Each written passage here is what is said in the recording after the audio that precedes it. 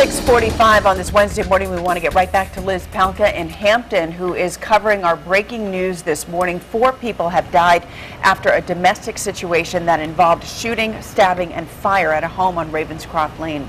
We understand 3 of the 4 were adults. There was also 1 child. Liz Palka, what's the latest on this?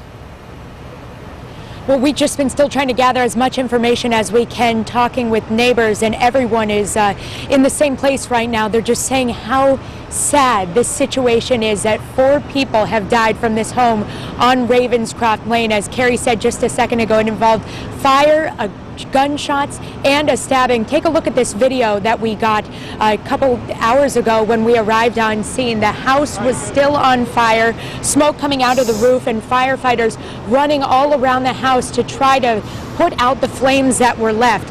Here's what Corporal Jason Price from the Hampton Police Department tells us happened early this morning. It was just before 4 o'clock when police arrived on scene for a domestic call.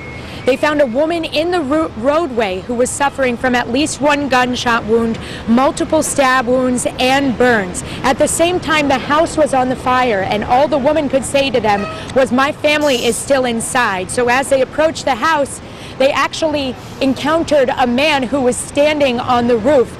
Back here live, if we can show you what the scene looks like, especially now that it's daylight.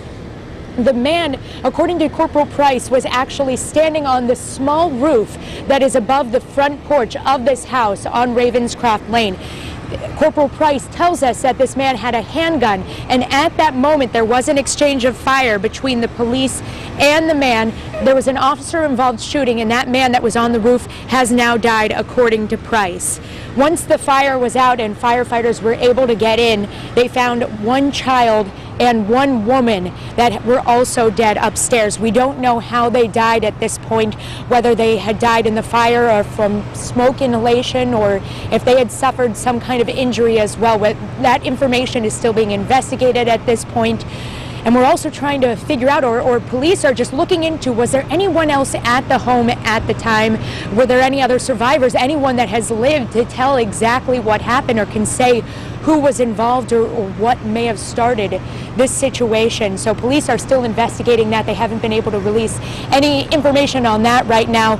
We've been talking with neighbors as we've been out here, and they are just absolutely shaken. I talked with one neighbor, Bo, who lives on the cul-de-sac on Ravenscroft Lane, who said that he actually woke up this morning to 3 loud explosions. When he looked outside, he actually saw the roof of the house completely on fire and saw police surrounding the house. And he's so shaken right now, it's actually tough for him to go into detail about what happened. I talked to another neighbor that lives down the street, actually close to where we are right now.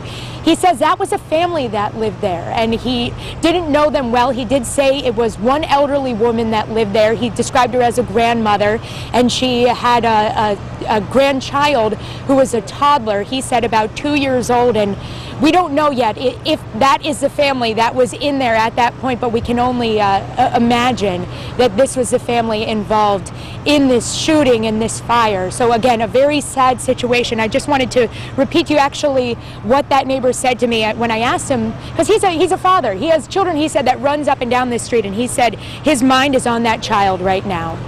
And I think that's what a lot of people are thinking out here right now. Police are still monitoring this scene, and firefighters are trying to put out any hot spots. If you look closely at the roof, you can see that it is still smoking a little bit, especially over there right above the garage. And again, this cul-de-sac has become a crime scene this morning, so they're going to be out here all morning just trying to investigate it and find out exactly what happened to this family. Carrie and Don, back to you. All right, terrible story. Thanks very much, Liz Palka.